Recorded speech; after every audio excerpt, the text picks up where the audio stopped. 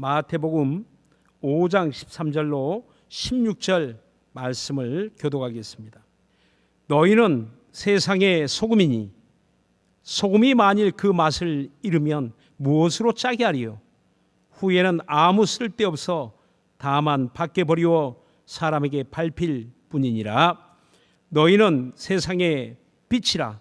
산 위에 있는 동네가 숨기우지 못할 것이요, 사람이 등불을 켜서 말 아래에 두지 아니하고 등경 위에 두나니 이러므로 집안 모든 사람에게 빛이 있느니라.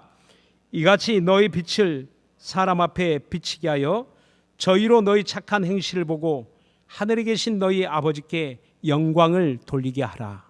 아멘. 우리가 잘 알고 있는 말씀입니다. 그런데도 불구하고 오늘 이 말씀을 준비하면서 여러 가지를 생각하게 됩니다. 너희는 세상의 소금이다, 세상의 빛이다 라고 말씀하시는데, 사실 우리의 형편, 환경 돌아보면 소금이 소금되지 못하고 빛이 빛되지 못한 그러한 세대를 우리 모두가 살아가고 있지 않나 생각합니다. 오늘 이 성경 본문의 말씀은 마태복음 5장과 7장으로 이어지는 산상수훈의 말씀입니다. 현재 그 말씀을 듣는 대상이 누구일까요? 물론 저와 여러분이라고 말씀하겠지만 1차적으로 그 당시에 이 말씀을 들으려고 산 위에 올라와 있는 사랑하는 제자들과 그리고 수많은 사람들, 그들 가운데 주님이 그들에게 지금 하고 계시는 말씀입니다. 첫 번째는 주님을 사랑하는 제자들의 공동체가 되겠죠. 그리고 이제는 이 시대를 살아가는 예수 믿는 그리스도인들, 교회, 그리고 우리 모든 성도들이 또한 이 말씀을 들어야 될 대상이라고 여겨집니다. 주님이 세상에 오셔서 처음 입을 열어 가르쳐라고 이렇게 마태복음 5장 1절에 시작합니다. 저와 여러분이 잘 알고 있는 산상수훈의 첫 번째 이야기, 첫 번째 말씀은 팔복에 대한 말씀이죠. 복 있는 사람에 대한 이야기입니다. 주님이 하시는 그 말씀은 너무 중요하죠. 처음 입을 열어 가르치신 그 말씀이 얼마나 중요한 이야기를 하시는 순간이겠습니까? 모든 사람이 귀를 기울이고 있고, 또한 저와 여러분도 팔복에 대한 말씀을 익히 들어 복 있는 사람, 복 있는 사람으로 살고자 하는 우리의 노력도 있다라고 여겨집니다. 그래서 마태복음 5장 1절로 12절까지 이렇게 보면 하나님과의 관계 속에서 하나님을 향한 우리의 태도, 예수를 믿는 하나님을 신앙하는 사람들의 그 태도가 어떠해야 되는지를 복 있는 사람으로 이렇게 말씀하고 있는 겁니다. 그리고 이어서 오늘 이 말씀이 우리에게 주어지는데, 이제는 하나님과의 관계뿐만 아니라 세상을 향하여, 그리고 내 이웃과의 관계 속에서 우리가 어떤 태도로 살아가야 될지, 예수 믿는 그리스도인의 그 주어진 본분은 무엇인지, 그 삶의 무게가 무엇일지 다시 한번 생각하게 하는 말씀입니다. 많은 고민이 되지 않습니까? 저도 목사로서, 성도로서 어떻게 살아가야 될지, 요즘처럼 이렇게 막연하고 막막하고 또 고민되는 때가 없지 않나 생각합니다. 아마 우리 성도님들도 같은 고민일 거라고 생각이 됩니다. 코로나 때문에 아무것도 할 수 없는 이 시대, 또 특히나 교회 목사들, 많은 성도들 참으로 그런 비난을 받고 욕을 먹는, 이제는 어디 가서 교인이라고 말하기도 쉽지 않고 목사라고 말하는 것은 더 숨기고 싶은 그런 시대가 되어버리고 말았습니다. 오늘 그럼에도 불구하고 주님은 우리 그리스도인의 삶에 대해서 뭐라고 말씀하실까요? 오늘 저와 여러분에게 무엇을 말씀하고 싶을까요? 오늘 이 성경 본문에 그 말씀을 듣는 사람들의 형편은 어떠했을까요? 그 장소에 모여있던 사람들, 과연 그 당시에 수많은 사람들로부터 지지받고 칭찬받고 환영받는 사람들이었을까요? 그렇지 않습니다. 오늘 오히려 박해를 받는 사람들, 유대 종교인들로부터 외면당하는 사람들, 바로 그들이 예수님을 따르는 사람들이었습니다.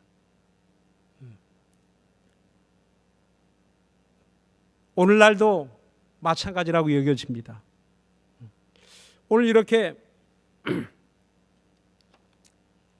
박해를 받는 그 그리스도인들이 그 자리에 모여 지금 있을 때, 야, 이제는 나대지 말고 숨어 살거라.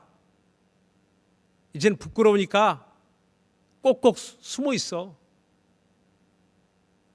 그리고 절대 드러내면 안 돼. 라고 그렇게 우리 주님 말씀하셨을까요? 오늘 성경 본문에 보니까 너희는 세상의 소금이다 라고 이렇게 선언합니다. 지금부터 소금이 될 것이다 라고 말씀하지 않고 나를 믿는, 예수를 믿는 너희는 그 자체가 소금이다 라고 이렇게 말씀합니다. 어디에 있어요? 세상입니다. 하늘이 아니라 땅입니다. 우리가 살아가고 있는 그곳에서 우리는 소금이라는 것입니다. 가정에서, 직장에서, 학교에서, 이웃과의 관계 속에서 저와 여러분은 소금이라는 것입니다. 우리의 실상을 지금 우리 주님이 말씀하시는 것이거든요. 너 이렇게 앞으로 행동해야 돼. 소금으로 살아야 돼. 소금처럼 살아야 돼. 그 말씀이 아니고요. 내가 예수를 믿으면 소금이라는 겁니다.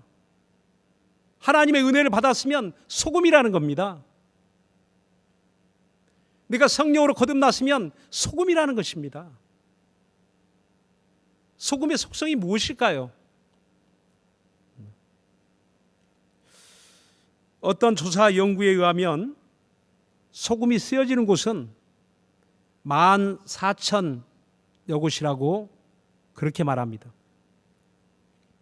식용으로 우리는 쓰여지는 소금만 익히 알고 있지만 식용으로 쓰여지는 것은 10%에 불과하다고 합니다. 이렇게 보면 소금 없이는 살 수 없는 곳이 세상이지 않나 싶습니다. 흔한 만큼 무시당할 물질이 아니고 흔하지만 가장 귀한 존재, 가장 귀한 가치 있는 것으로 쓰여지는 것이 소금입니다. 실제로 고대 로마 시대에는 로마 군인들에게 지급되는 것이 소금이었다고 합니다. 월급 대신에, 화폐 대신에 소금으로. 또 어떤 도시에서는 소금을 금의 가치만큼 여겨서 이게 소금과 교환을 할 그런 가치가 금의 무게만큼, 소금의 무게와 금의 무게를 똑같이 이렇게 그 가치를 인정하고 거래했다고 합니다. 그럴 만큼 그 당시에도 소금이 매우 소중했기 때문에 나라에서 이렇게 독점하는, 소금을 독점하여 또 규제하기도 하고 통제하기도 하고 또 거래하기도 하고 아주 귀한 그런 가치 있는 용도로 쓰였다고 합니다. 우리 생활 속에서도 보면 요즘 장마를 지나면서 저희 예배당 안에도 막 곰팡이가 많이 피고 집에도 곰팡이가 피고 하는데, 그런 곰팡이를 말끔하게 제거할 수 있는 가장 강력한 세제가 있다면 그 유한낙스더라고요. 유한낙스 제품을 보니까 소금에서 추출한 제품이더라고요. 오염된 옷을 하얗게 표백하는 것도 소금이고 또 곰팡이를 완전하게 제거하는 것도 소금입니다. 다양한 소금의 쓰임새가 있지만 가장 중요한 그 역할이 있다면 첫째는 부패를 방지하는 것이고 두 번째는 음식의 맛을 내는 것입니다. 골로새서 4장 6절에 보면 너희 말을 항상 은혜 가운데서 소금으로 고르게 함 같으니라 같게 하라라고 말씀합니다. 은혜 가운데서 우리가 무슨 말을 할지라도 소금같이 고르게 녹아지고 그 맛을 내는 소금처럼, 그리고 그 소금이 이 세상에 썩어져가는 이 세상, 부패하는 세상, 여러분 타락한 세상을 지금 창세 이래 인류의 역사를 보면 그 어느 시대도 그 부패하는 세상을 막을 수 있는 어떤 방법도 없습니다. 무엇으로 타락한 세상을 구원할 수 있을까요? 오직 우리 주님이 말씀하는 그 소금, 하나님을 신앙하는 사람들, 그들이 그 부패를 막을 수 있다는 겁니다.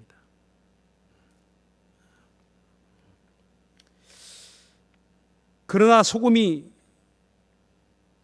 소금으로서의 역할을 할 수 없다면 이제는 더 이상 소금이 아니겠죠. 그 당시에 평민들이 주로 사용하는 그런 소금들이 아뼘이라고 합니다. 산에서 캐내는 소금, 바다에만 소금이 있는 줄 알았는데 산에서 캐는 소금도 있더라고요. 근데 그 아뼘을 물에 녹여서 이렇게 사용하게 되는데, 그 아뼘 가운데는 불순물이 많이 들어와 있기 때문에 소금인 줄 알고 가져와서 물에 녹여내지만 모든 게 다 소금만 있는 것이 아니고 거기에는 함께 돌멩이도 들어있고 거기에는 흙도 들어있고 많은 찌꺼기가 함께 들어와 있습니다. 이런 것은 소금으로 사용할 수 없는 것이죠. 소금인 줄 알고 가져왔지만 소금으로 사용할 수 없는 것은 밖에 길바닥에 다 버려졌다고 합니다. 그건 다 더 이상 사용할 수 없기 때문이죠. 이와 같이 오늘 소금이 짠맛을 잃으면 어디에 쓰겠느냐? 다만 밖에 버리어 사람들에게 밟힐 뿐이라 라고 말씀합니다. 짠맛을 잃어버린 소금이 될 수 없는 것처럼 오늘 저와 여러분의 삶 속에 우리에게서 그런 소금의 맛이 나지 않는다면, 오늘 성도의 맛이 나지 않는다면, 그리스도의 맛이 나지 않는다면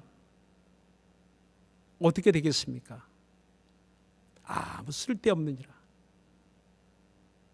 그러나 오늘 저와 여러분 진실로 하나님의 은혜 받은 그리스도인이라면 짠맛이 나지 않을 수 없다는 겁니다. 변할 수 없다는 것입니다.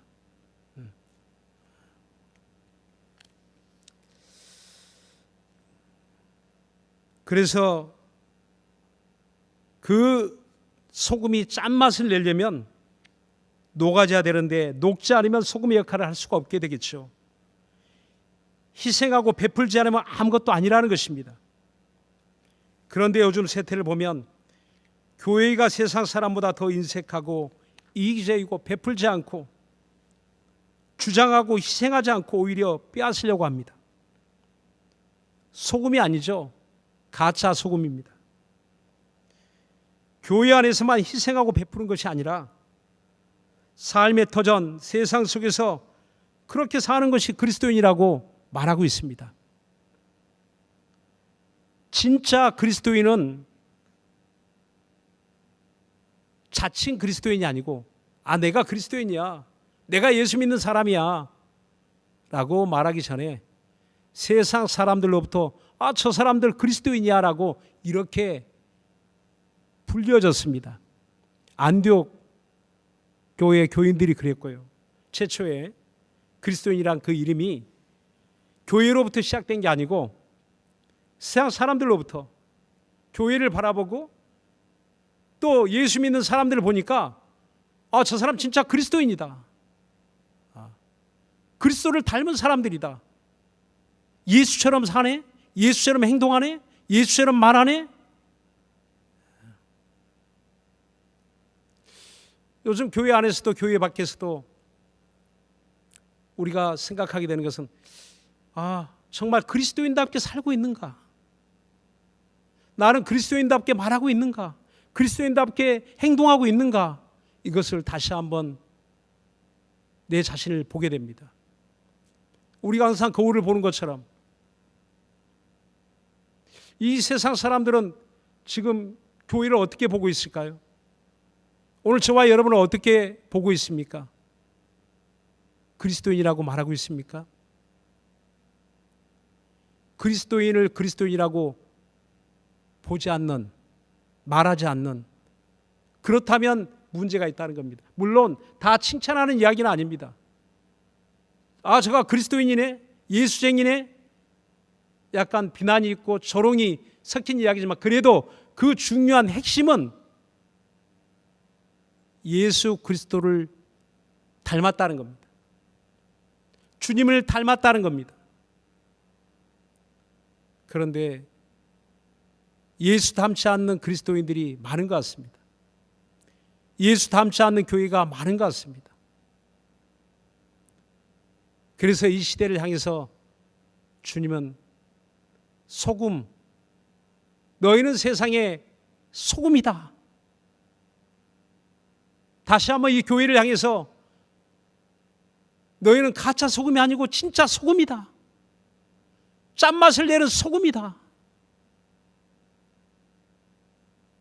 소금이 소금으로서만 그대로 있다면, 모양을 그대로 있다면 짠맛을 낼 수 없지만 녹아지고 없어지고 사라지면 진짜 소금이다.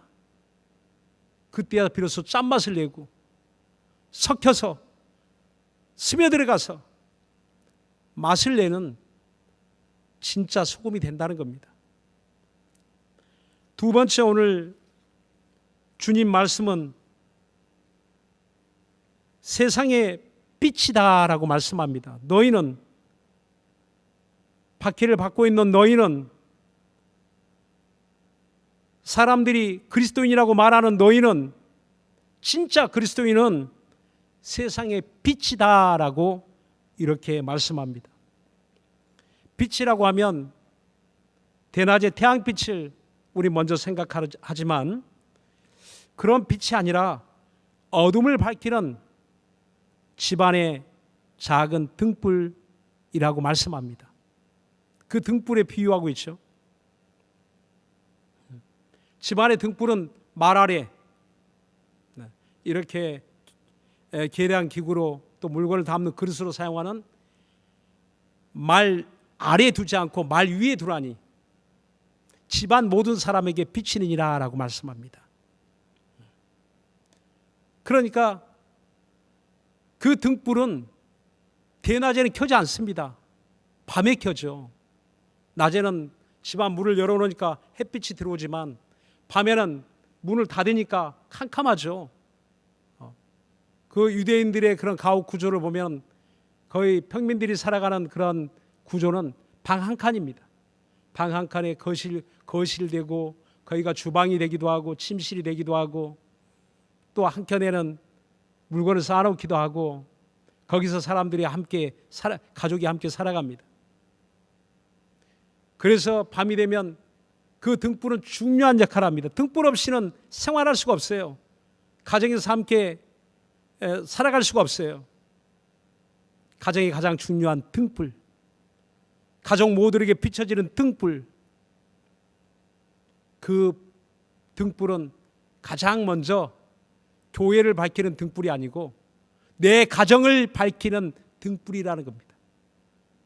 우리 가족의 어두운 모든 것을 밝혀내는 등불이라는 겁니다.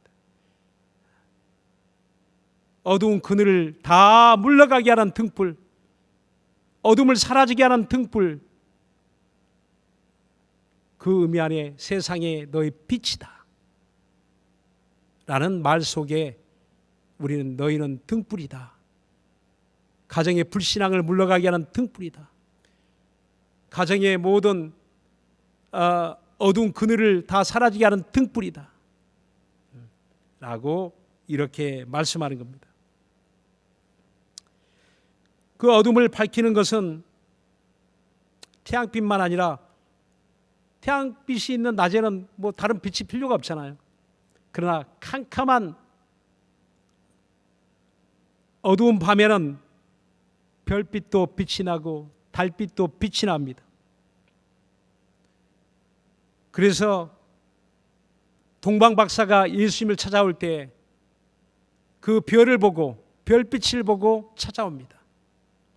너무 중요한 역할을 하죠. 밤하늘의 별빛이 환하게 비치면서 예수님이 계신 곳을 가르쳐 줬다고 했습니다. 때로 항해하는 배도 캄캄한 그 밤에 항해하는 그 배들도 예전에는 그런 별빛을 보고 별을 보고 방향을 찾지 않습니까? 그 어두운 산속에도 별빛을 보고 방향을 찾을 수가 있습니다. 이렇게 중요한 역할을 하고, 또 등대의 빛은 큰 배들을 안전하게 포구에 인도하는 역할을 하기도 합니다. 또 성경에 보니까 아브라함이 이제 나이 들어 그의 마음이 흔들리죠. 야, 정말 나에게 하나님이 자손을 주시려나? 약속의 자손을 주시려나? 하는 마음이 흔들리는 그때 하나님은 그에게 나타나서 내 자손이 하늘의 별과 같이 많아지리라. 하늘의 별처럼, 물론 헤아릴 수 없이 많은 별을 지칭하기도 하지만 그 별빛처럼 빛나는 자손들을 너에게 줄 것이다. 혈통의 자손이 있기도 하지만 그러나 믿음의 자손들, 오늘 예수 믿는 그리스도인들, 정말 그 아브라함에게 있어서는 그 믿음의 자손들이 되지 않습니까? 오늘 저와 여러분이 이렇게 밤하늘의 별과 같이 빛나는 그러한 역할들, 다니엘서 12장 3절에 보면 화면에 보면 이런 말씀이 있습니다. 지혜 있는 자는 궁창의 빛과 같이 빛날 것이요 많은 사람을 옳은 대로 돌아오게 한 자는 별과 같이 영원토록 빛이리라 라고 말씀합니다. 궁창의 빛과 같이 빛날 것이요 캄캄한 어둠의 궁창의 빛과 같이, 또 많은 사람들을 옳은 대로 돌아오게 하는 자는 별과 같이 영원토록 영원히 그에게 빛이리라 라고 말씀합니다. 오늘 이와 같은 별빛처럼 달빛처럼 등불처럼 세상에는 별빛처럼 달빛처럼 살아가고 태양빛을 반사하는 그 빛처럼 살아가고 내 가정에는 등불처럼 살아가기를 주님은 원하고 계시는 겁니다. 특별히 주님은 너희는 빛이다라고 하실 때 산 위의 동네를 비치는 빛이라고 말씀합니다. 산 위의 동네가 무엇일까요? 그 당시에 예루살렘도 산 위에 있는 동네입니다. 산 위에 있는 도시죠. 작은 동네가 아니고 도시 국가죠. 또 그 당시에 그런 도시들이 다 산 위에 이렇게 형성되어 있는 것을 보게 됩니다. 이렇게 그 예루살렘 도시를 상징하는 산 위의 동네가 다 밝히 드러날 것이다 라고 말씀합니다. 다시 말하면 우리가 빛이 된다는 것은 환한 곳의 빛이 아니라 어두운 곳의 빛이라는 겁니다. 당시에 예루살렘 그 도시에는 성전이 있었어요. 정말 거룩한 성전이 있습니다. 그러나 거룩한 성전이 사람들을 다 거룩하게 하지 못했습니다. 오히려 성전을 통해서 장사하는 사람들이 득실거렸고 자기의 이익을 챙기는 제사장들이 종교 지도자로 행세하고 또 많은 백성들을 수탈하는 그러한 도시가 세금으로 수탈하고 성전세로 가져가고 하여튼 성전을 빙자해서 벌어먹고 사는 사람들, 이용하는 사람들, 타락한 사람들의 집합체가 바로 예루살렘 도시였습니다. 깨끗한 곳이 아니고 더럽고 추악하고 그 당시에 모든 도시들을 상징하고 그 도시에 아주 가장 상징적인 도시 예루살렘 아닙니까? 하나님의 약속이 있는 그 도시 예루살렘 아닙니까? 그럼에도 불구하고 하나님의 약속이 이루어진 게 아니라 오히려 그곳에서 예수님을 모함하고 비난하고 비방하고 나중에는 재판에 넘기고 은삼십에 팔고 가장 인간이 할 수 있는 극악무도한 가장 타락한 그런 모습들이 그 예루살렘 도시에 있었습니다. 오늘날 예루살렘이 어디입니까? 이 세상입니다. 이 세상의 그런 모든 모습들이 우리가 오늘 예수를 믿는다는 것은 산속에서 믿는 게 아니고 어떤 외딴 섬에서 믿는 게 아니라 도시 가운데 오늘 우리가 살고 있는 이 세상 가운데서 우리는 이 예수를 믿고 있습니다. 예수를 믿고 있는 이 세상 어둠이 있는 이곳에서 우리는 빛이라는 겁니다. 우리 또한 어둠이 아니라 그 어둠을 물러가게 하는 빛이라는 겁니다. 어둠을 사라지게 하는 빛이라는 겁니다. 어둠을 피할 것이 아니라 당당히 어둠 안에서 우리가 예수 믿는 사람답게 살아간다는 것은 빛으로 살아간다는 겁니다. 주님도 그런 누추한 곳을 찾죠. 세리를 만나고 가난한 자를 만나고 또 그런 참으로 그런 도시들을 찾아다니면서 그런 타락한 우상을 섬기는 그 우상이 만연한 곳에 찾아다니면서 주님은 복음을 전하였습니다. 제자들이 그리하였고 초대교회 성도들이 다 그렇게 했습니다. 예수 잘 믿는 곳에 다 그곳에만 모여있는 게 아니고 흩어져서 우리가 살아가는 그곳에서 우리가 살고 있는 세상에서 각자가 자기들의 믿음을 다 드러내며 살았습니다. 핍박이 있고 박해가 있고 비방이 있고 비난이 있는 그 자리에서 타락한 세상에서 바로 빛으로 살아갔습니다. 주님은 우리들어 세상 속에서 빛을 비치는 빛이라고 말씀합니다. 세상은 어둠의 주관자가 있는 곳이라고 성경 말씀하고 있죠. 공중 권세 잡은 자, 어둠의 주관자, 그 어둠을 주관하고 있는 세상 신들이 있는 곳, 마귀가 있는 곳, 사단이 있는 곳, 그곳이 세상입니다. 그 어둠이 그 사람의 마음을 어둡게 하고 눈을 어둡게 하고 모든 것을 어둡게 하죠. 그리스도인들이 때론 타락하는 삶을 살아갈 때 그 마음이 어두워지니까 하나님 보이지 않습니다. 말씀이 떠오르지 않습니다.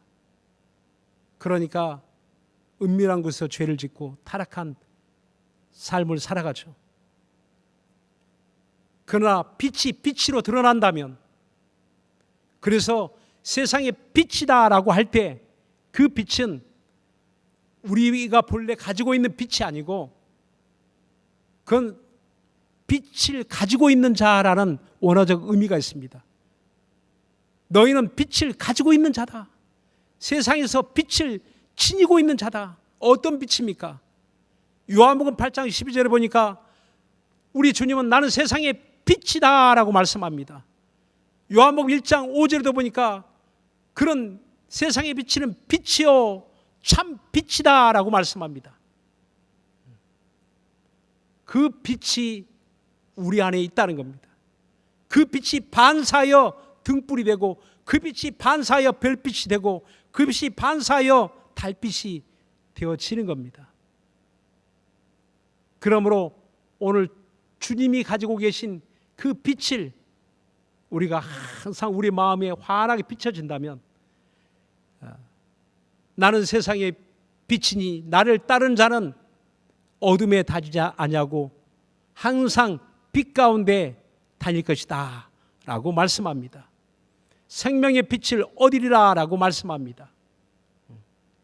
오늘 주님은 빛이요 그 안에 생명이 있는 빛이라고 말씀하실 때, 오늘 우리가 예수를 믿는 빛으로 살아갈 때 오늘 나를 만나는 자가 생명을 얻고, 내가 가는 곳에 그 생명이 비춰지고, 이러한 물리적 빛이 아니라 하나님이 비치는 빛, 생명의 빛. 주님은 생명이 없는 세상에, 빛이 없는 세상에 하나님의 빛을 비춰주기를 원하시는 겁니다. 그래서 오늘 16절에 보니까 이같이 너희 빛을 사람 앞에 비치게 하여 저희로 너희 착한 행실을 보고 하늘에 계신 너희 아버지께 영광을 돌리게 하라 라고 말씀합니다. 바로 그 빛은 착한 행실로 드러난다는 겁니다.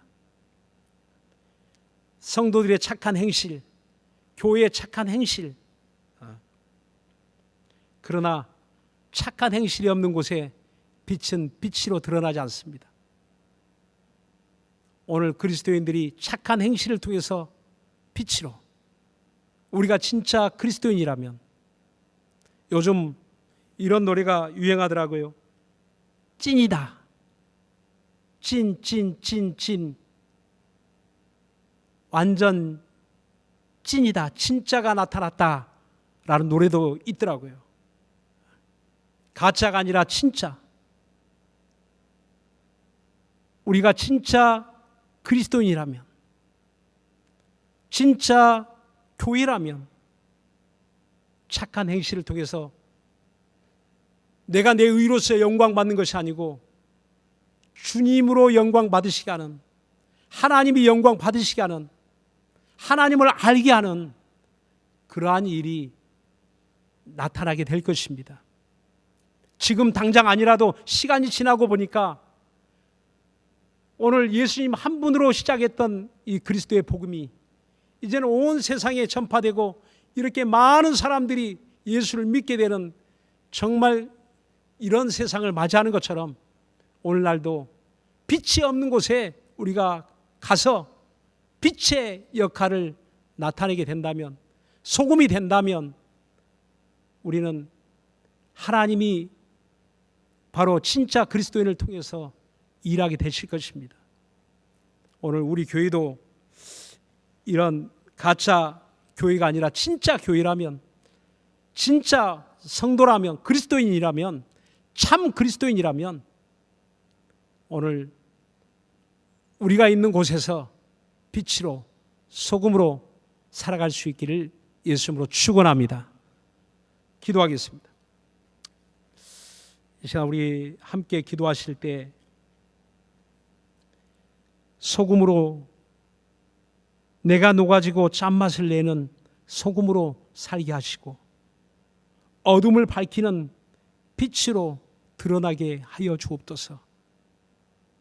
나는 소금도 아니고 나는 빛도 아니지만 이제 예수 믿는 나를 주님이 너는 소금이다, 너는 빛이다 라고 선언하셨으니